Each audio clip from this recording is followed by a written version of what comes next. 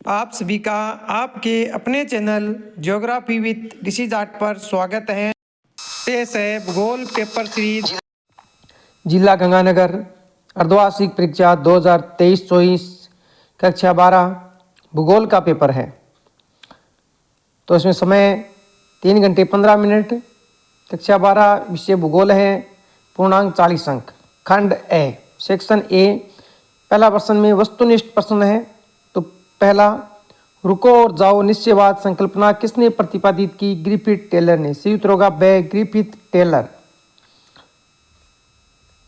प्रश्न 2, विश्व में जनसंख्या वितरण को प्रभावित करने वाले निम्नलिखित कारकों में से कौन सा एक आर्थिक कारक है? तो इसमें देखो, नगरीकरण ही एक आर्थिक कारक है। जो मृदाएं हैं ये भौतिक कारक, जल की उपलब्धता भौतिक कारक, अशांति ये सामाजिक कारक। तो नगरीकरण ही एकमात्र भौतिक कारक है इसमें। प्रश्न 3, अंतर्राष्ट्रीय श्रम संगठन ILO ने मानव विकास के किस उपागम को प्रस्तावित किया? तो ILO ने आधारभूत आवश्यकता उपागम दिया था। तो ILO ने, अंतर्राष्ट्रीय श्रम संगठन ने कौन सा उपागम दिया? आधारभूत आवश्यकता उपागम। 4, फुटकर व्यापार निम्नलिखित में से किस क्रियाकलाप के अंतर्गत आता है? तो व्यापार है वो तृतीय क्रियाकलाप में आता है, चाहे फुटकर हो या थोक का हो। सही उत्तर होगा ब, तृतीय क्रियाकलाप। 5वां, निम्नलिखित में से कौन सा देश सबसे कम जनसंख्या वाला है? तो इनमें सबसे कम जनसंख्या वाला देश मेक्सिको है। इस प्रश्न को करने के लिए हमें याद होना चाहिए कि विश्व के 10 देश जो सर्वाधिक जनसंख्या वाले हैं वे कौन कौन से हैं। तो इनमें सबसे पहले आता है चीन, उसके बाद भारत, फिर USA, Indonesia, Pakistan, Brazil, Bangladesh, Nigeria, रूस, मेक्सिको और जापान। ये 11 देश क्रम से हैं। तो ये मेक्सिको 10 नंबर पे हैं। तो ये हमें याद होना चाहिए, इन सब देशों में सबसे कम है मेक्सिको की। 6, निम्नलिखित में से कौन सा वाणिज्यिक डेयरी कृषि का सबसे बड़ा क्षेत्र है? तो वाणिज्य डेयरी कृषि का सबसे बड़ा क्षेत्र जो है वह उत्तरी पश्चिमी यूरोप। सही उत्तर होगा ए, उत्तरी पश्चिमी यूरोप। दूसरा क्षेत्र है कनाडा और तीसरा है दक्षिण पूर्वी ऑस्ट्रेलिया। 7वां, निम्नलिखित में से किस राज्य का जनसंख्या घनत्व सबसे कम है? अरुणाचल प्रदेश। सही उत्तर होगा ए, अरुणाचल प्रदेश। इसका जनसंख्या घनत्व 17 है और यही जनसंख्या घनत्व हमारे जैसलमेर जिले का है। प्रश्न 8, निम्नलिखित में से सर्वाधिक प्रदूषित नदी कौन सी है? सर्वाधिक प्रदूषित नदियों में यमुना और गंगा आती है। तो सही उत्तर होगा इसमें यमुना दे रखा है, तो सही उत्तर होगा यमुना। 9वां, इंदिरा गांधी नहर परियोजना कब प्रारंभ हुई? 1958 में। सही उत्तर होगा से 1958। आगे रिक्त स्थानों की पूर्ति कीजिए। दूसरा प्रश्न है, रिक्त स्थानों की पूर्ति कीजिए। नहर पूर्व में अटलांटिक महासागर को पश्चिम में प्रशांत महासागर से जोड़ती है। तो यहाँ का पनामा नहर। पनामा नहर पूर्व में अटलांटिक महासागर को पश्चिम में प्रशांत महासागर से जोड़ती है। दूसरा रिक्त स्थान, भारत अधिकतर उत्तम किस्म की कॉफी का उत्पादन करता है। ये कॉफी है, कॉफी का उत्पादन करता है। तो यहाँ आएगा अरेबिका। भारत अधिकतर उत्तम किस्म की अरेबिका कॉफी का उत्पादन करता है। भारत में वायु परिवहन की शुरुआत में हुई। यहाँ आएगा 1911 में। इलाहाबाद और नैनी के मध्य पहली हवाई यात्रा हुई थी।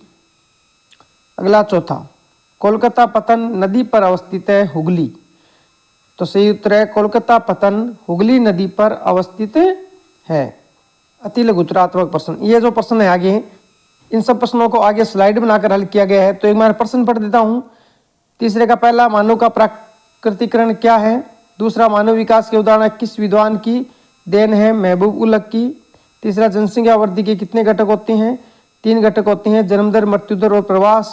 वायु प्रदूषण के 2 मुख्य कारण कौन कौन से होते हैं? कल कारखाने, वाहन। खंड ब, सेक्शन ब। 1-1 नंबर के प्रश्न है ये। उत्तरात्मक प्रश्न पहला, चौथा 4 नंबर पे, समूहवाद से आप क्या समझते हैं? 5वां, जनसंख्या नियंत्रण के कोई 2 उपाय लिखिए। 6ठा, भूमध्य सागरीय कृषि के बारे में आप क्या जानते हैं? सातवां, अवस्थिति के आधार पर पतनों के प्रकार कौन से हैं? आठवां, गैरीसन नगर क्या होते हैं? उदाहरण सहित बताइए। नौवां, स्वर्णिम चतुर्भुज परियोजना किन किन महानगरों को जोड़ती है? 10वां प्रश्न, विश्व व्यापार संगठन के आधारभूत कार्य कौन से हैं? 11वां, भूमि निम्नीकरण को कम करने के कोई 2 उपाय सुझाइए। 12वां, तृतीय और चतुर्थ क्रियाकलाप में मुख्यतः क्या अंतर है? 13वां, पृष्ठ प्रदेश के अर्थ को स्पष्ट कीजिए। 14वां, संसार के कुछ प्रदेशों में मानव विकास के निम्न स्तर का होने के कोई 2 कारण आपके अनुसार क्या है? 15वां प्रश्न, मुख्य श्रमिक और सीमांत श्रमिक में क्या अंतर है? खंड 6 सेक्शन सी, ये 2.5 नंबर के प्रश्न है। 16वां, भारतीय कृषि की प्रमुख समस्याओं की विवेचना कीजिए, कोई 5 समस्या बताओ।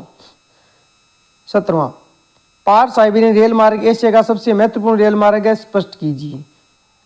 18वां, नाभिकीय ऊर्जा क्या है? भारत के प्रमुख नाभिकीय ऊर्जा केंद्रों के नाम लिखो। खंड 10 सेक्शन डी, निम्नात्मक प्रश्न है, ये 4 नंबर के प्रश्न हैं बड़े वाले। तो 19वां, आधुनिक बड़े पैमाने पर होने वाले विनिर्माण उद्योगों की प्रमुख 4 विशेषताओं का वर्णन कीजिए। इसका अथवा है, उद्योगों की अवस्थिति को प्रभावित करने वाले कोई 4 कारकों का विस्तार से वर्णन कीजिए। 20वां, जल समर प्रबंध क्या है? क्या आप सोचते हैं कि यह सतत पोषणीय विकास में एक महत्वपूर्ण भूमिका अदा कर सकता है? 20वें का अथवा, जल संसाधनों का ह्रास सामाजिक द्वंद्वों और विवादों को जन्म देते हैं, इसे उपयुक्त उदाहरणों सहित समझाइए। 21वां, खंड 6 है। अब आगे मैप वाले प्रश्न, इसमें 2-2 नंबर के 2 आएंगे, एक संसार का मैप और एक भारत का। 21वां, विश्व के मानचित्र में निम्नलिखित लौह इस्पात उत्पादक केंद्रों को अंकित कीजिए। बफेलो है, बर्मिंघम है, नागासाकी है और बोकारो। 22वां, दिए गए भारत के रेखा मानचित्र में निम्नलिखित तेल शोधनशालाएं अंकित कीजिए। पहला डिगबोई, बरौनी, अंकलेश्वर और चेन्नई, इन्हें मैप में अंकित करना है। तो अब हम आगे स्लाइड बनाकर प्रश्न 3 से हल करते हैं। प्रश्न 3, अति लघुतरात्मक प्रश्न। ये लघुतरात्मक प्रश्न जितने भी हैं ये सब आधे आधे अंक के हैं। तो पहला, मानव का प्राकृतिकरण से क्या तात्पर्य है? उत्तर, मानव के प्राकृतिकरण से तात्पर्य मानव को प्रकृति के अनुसार स्वयं को ढाल लेने से है। दूसरा, मानव विकास के उदाहरण किस विद्वान की देन है? उत्तर, डॉक्टर महबूब उल हक की। तीसरा, जनसंख्या वृद्धि के कितने घटक होते हैं? उत्तर, जनसंख्या वृद्धि के 3 घटक होते हैं, जन्म दर, मृत्यु दर और प्रवास।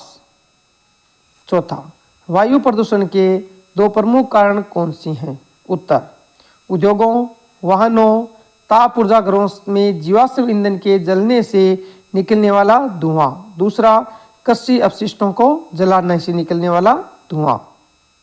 खंड ब लघुतरात्मक प्रश्न। इस खंड ब में प्रत्येक प्रश्न 1-1 अंक का है। प्रश्न 4, संभववाद से आप क्या समझते हैं? उत्तर, प्रकृति अवसर प्रदान करती है, मानव उसका उपयोग करता है, जिसका प्रतिपादन फ्रांसीसी विद्वान पाल विडाल डिला ब्लास ने किया था। इस अवधारणा में प्रकृति प्रदत्त अवसरों का प्रयोग मानवीय कल्याण हेतु किया जाता है, जिसे पृथ्वी पर मानवीय कार्यों की छाप पड़ती है। उदाहरण के लिए, प्रकृति ने नदी प्रदान की, मानव ने उस पर बांध बनाया और नहरें निकालकर जल दूर तक ले जाकर उसे सिंचाई कर रहा है।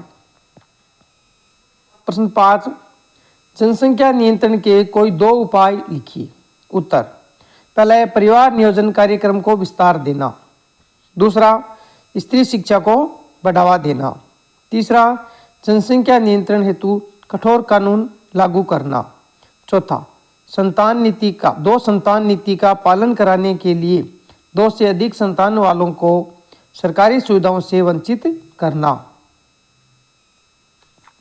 प्रश्न 6, भूमध्य सागरीय कृषि के बारे में आप क्या जानते हैं? उत्तर, भूमध्य सागरीय कृषि अत्यधिक विशिष्ट वाणिज्यिक कृषि है। अंगूर की खेती भूमध्य क्षेत्र की एक विशेषता है। ये यूरोप और उत्तरी अफ्रीका में भूमध्य सागर के दोनों किनारों पर ट्यूनीशिया से अटलांटिक तट, दक्षिणी कैलिफोर्निया, सेंट्रल चिली, दक्षिणी अफ्रीका के दक्षिणी पश्चिमी हिस्सों में प्रचलित है।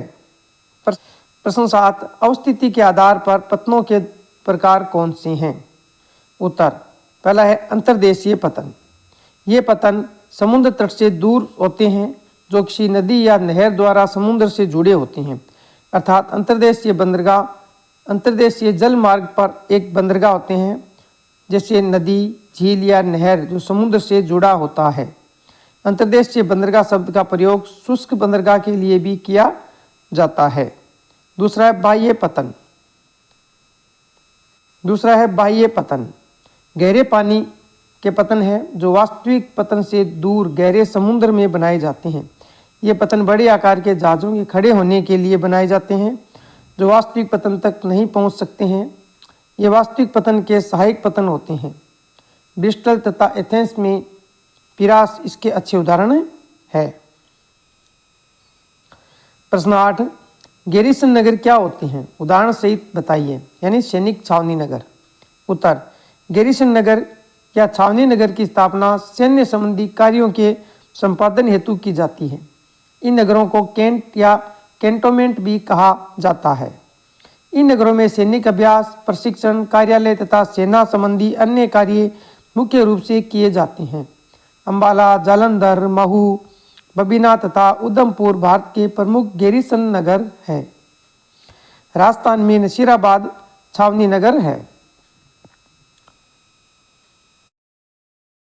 स्वर्णिम चतुर्भुज परियोजना किन किन महानगरों को जोड़ती है? उत्तर, स्वर्णिम चतुर्भुज परियोजना के अंतर्गत भारत के सभी प्रमुख 4 महानगर दिल्ली, मुंबई, चेन्नई और कोलकाता को जोड़ा गया है। स्वर्णिम चतुर्भुज परियोजना में इन 4 महानगरों को जोड़ा गया है। यह है दिल्ली, यहाँ दिल्ली से मुंबई को, मुंबई से चेन्नई को और चेन्नई से कोलकाता और कोलकाता को दिल्ली से। इस तरह इन 4 महानगरों को स्वर्णिम चतुर्भुज परियोजना में जोड़ा गया है। प्रश्न 10, विश्व व्यापार संगठन के आधारभूत कार्य कौन से हैं? उत्तर, विश्व व्यापार संगठन के प्रमुख कार्य: पहला, व्यापार तंत्र और टैरिफ दर निर्माण पर चर्चा और रणनीति बनाने के लिए सदस्य देशों को एक साझा मंच प्रदान करना। विश्व व्यापार के बहुपक्षीय समझौतों के प्रशासन और संचालन के लिए सुविधाओं की सहायता करना। सदस्य राष्ट्रों के बीच विवाद समाधान के लिए निगरानी और एक मंच प्रदान करना। प्रश्न 11, भूनिम्नीकरण कम करने के 2 उपाय बताइए।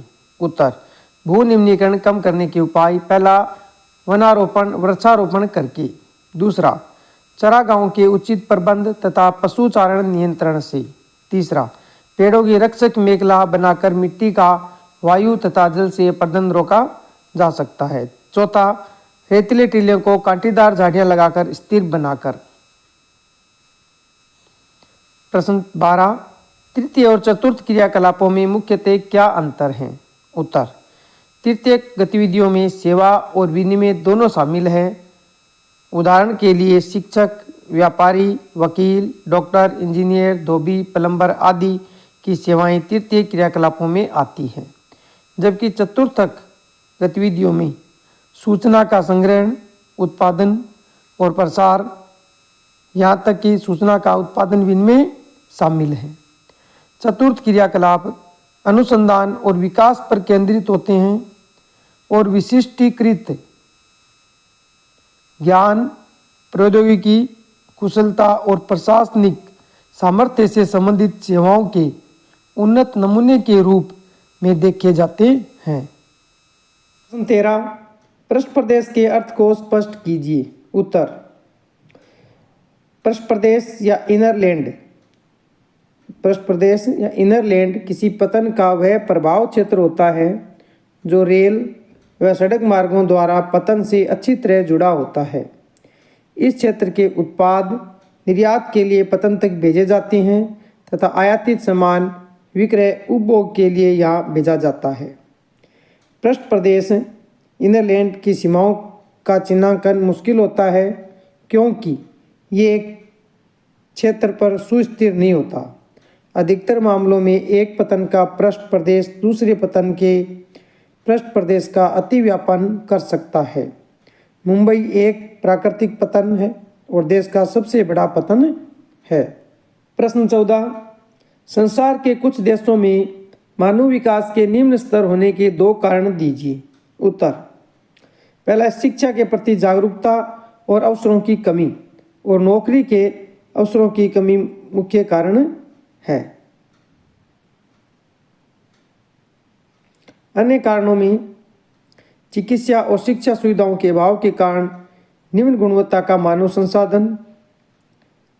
दूसरा, इसमें प्राकृतिक संसाधनों पर बढ़ती जनसंख्या का दबाव। प्रश्न 15, मुख्य श्रमिक और सीमांत श्रमिक में क्या अंतर है? उत्तर, मुख्य श्रमिक वह व्यक्ति जो एक वर्ष में कम से कम 183 दिन काम करता है। सीमांत श्रमिक वह व्यक्ति जो एक वर्ष में 183 से कम दिन काम करता है। अर्थात मुख्य श्रमिक वह है जो 6 महीने से अधिक काम करता है और सीमांत श्रमिक वह है जो 6 महीने से कम काम करता है। प्रश्न 16, भारतीय कृषि की 5 प्रमुख समस्याओं की विवेचना कीजिए। उत्तर, भारतीय कृषि की समस्याएं, बड़ा प्रश्न है ये। तो पहली है जीवन निर्वाह कृषि। दूसरा, भारतीय कृषि पर जनसंख्या का भारी दबाव। तीसरी, कृषि जोतों खेतों का छोटा आकार। चौथा, भूमि का असंतुलित वितरण। पांचवा, मिट्टी की उपजाऊ शक्ति का धीरे धीरे कम होते जाना। छठा, मृदा अपरदन और भू निम्नीकरण। सातवां, सिंचाई की सुविधाओं का अभाव। आठवां, निम्न स्तरीय प्रौद्योगिकी का प्रयोग। प्रश्न 17, पार साइबेरियन रेल मार्ग एशिया का सबसे महत्वपूर्ण रेल मार्ग है, स्पष्ट कीजिए। तो प्रश्न 17 है, ये हमने इससे पहले वाले पेपर चूरू जिले के ज्योग्राफी पेपर में हल कर लिया है, तो इसे हम हल नहीं करेंगे। ये चूरू जिले के पेपर में हल कर लिया गया है। प्रश्न 18, नाभिकीय ऊर्जा क्या है? भारत के प्रमुख नाभिकीय ऊर्जा केंद्रों के नाम लिखो। उत्तर, नाभिकीय ऊर्जा वह शक्ति है जिसे नियंत्रित नाभिकीय अभिक्रिया से उत्पन्न किया जाता है। वर्तमान में विद्युत उत्पादन के लिए वाणिज्यिक संयंत्र नाभिकीय विखंडन का उपयोग करते हैं। नाभिकीय रिएक्टर से प्राप्त ऊष्मा पानी को गर्म करके भाप बनाने के काम आती है, जिससे टरबाइन चलाकर बिजली उत्पन्न की जाती है। भारत के प्रमुख नाभिकीय ऊर्जा केंद्र, पहला है तारापुर महाराष्ट्र में। दूसरा, कोटा के पास राउतबाटा में। ये कोटा के पास है राउतबाटा, लेकिन ये जिला चित्तौड़ में पड़ता है। तीसरा है कल्पक्कम तमिलनाडु में। चौथा, नरोरा उत्तर प्रदेश में। पांचवा, केंगा कर्नाटक में। छठा, काकड़ापार गुजरात में। सातवां नवीनतम है ये कुडनकुन्नल, भारत का नवीनतम परमाणु ऊर्जा संयंत्र है। ये भारत के तमिलनाडु के तिरुनेलवेली जिले में कुडनकुन्नल स्थान पर है। तो भारत के प्रमुख नाभिकीय ऊर्जा केंद्रों को मैप में देखते हैं। मैप के 2 भाग कर लिए हमने, ये ऊपर का भाग कर्क रेखा से ऊपर का और ये नीचे का, ताकि एक साथ ढंग से देख सकें। तो ये नरोरा, नरोरा कहाँ पड़ता है? उत्तर प्रदेश में। दूसरा, राउतबाटा राजस्थान के दक्षिणी भाग में, ये राउतबाटा यहाँ पर। तीसरा है काकड़ापार, ये गुजरात में। ये काकड़ापार गुजरात में यहाँ स्थित है। उसके बाद तारापुर, ये महाराष्ट्र में। फिर केंगा, ये कर्नाटक में, गोवा के जस्ट नीचे कर्नाटका में ये केंगा। फिर कल्पक्कम, ये चेन्नई के नीचे ठीक कल्पक्कम स्थित है। फिर है कुडनकुन्नल, ये के दक्षिणी भारत में। कहाँ है? दक्षिणी भाग में, तमिलनाडु के ठीक दक्षिणी भाग में स्थित है नीचे कुडनकुन्नल। प्रश्न 19, आधुनिक बड़े पैमाने के उद्योगों की 4 प्रमुख विशेषताओं का वर्णन करो। उत्तर, आधुनिक बड़े पैमाने पर होने वाले विनिर्माण उद्योगों की विशेषताएं, पहला है कौशल का विशिष्टीकरण और उत्पादन की विधियां। दूसरा, यंत्रीकरण। तीसरा, प्रौद्योगिकी के नवाचार। चौथा, संगठनात्मक ढांचा। इन सभी का आपको कम से कम 3-3, 4-4 लाइनों में वर्णन करना है, जो आसानी से आप कर सकते हैं। आगे प्रश्न 19, प्रश्न 19 का अथवा उद्योगों की अवस्थिति को प्रभावित करने वाले किन्हीं 4 कारकों का वर्णन कीजिए।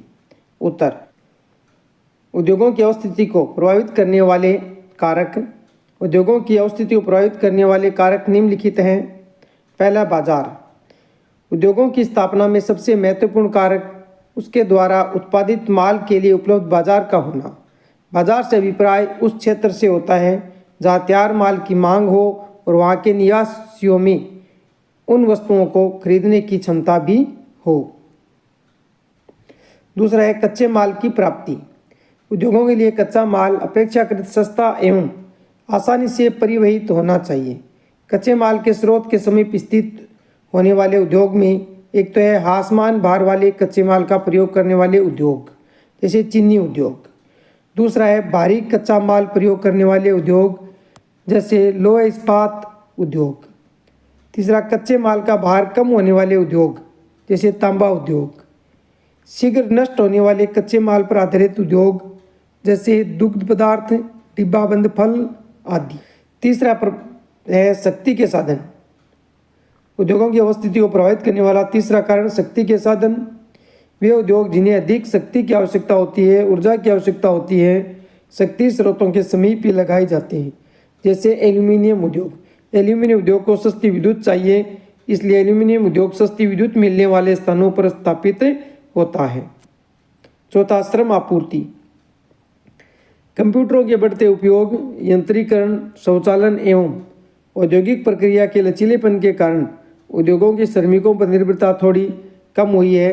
फिर भी औद्योगिक विकास के लिए उचित वेतन पर सही श्रमिकों का महत्व आज भी बना हुआ है। पांचवा कारक है परिवहन एवं संचार की सुविधा।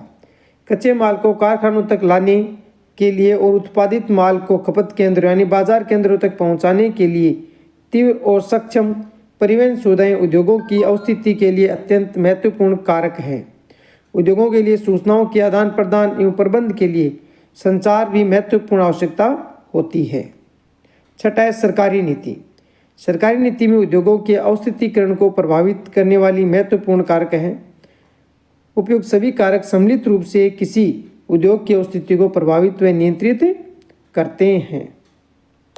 प्रश्न 20 जल समर प्रबंध क्या है? क्या आप सोचते हैं कि यह सतत पोषणीय विकास में एक महत्वपूर्ण भूमिका अदा करता है? उत्तर जल समर प्रबंध से तात्पर्य मुख्य रूप से धरातलीय और भौम जल संसाधनों के दक्ष प्रबंध से हैं। इसके अंतर्गत बहते जल को रोकना और विभिन्न विधियों जैसे अंतःस्रवण, तालाब, पुनर्भरण को आदि के द्वारा भौम जल का संचय और पुनर्भरण शामिल हैं।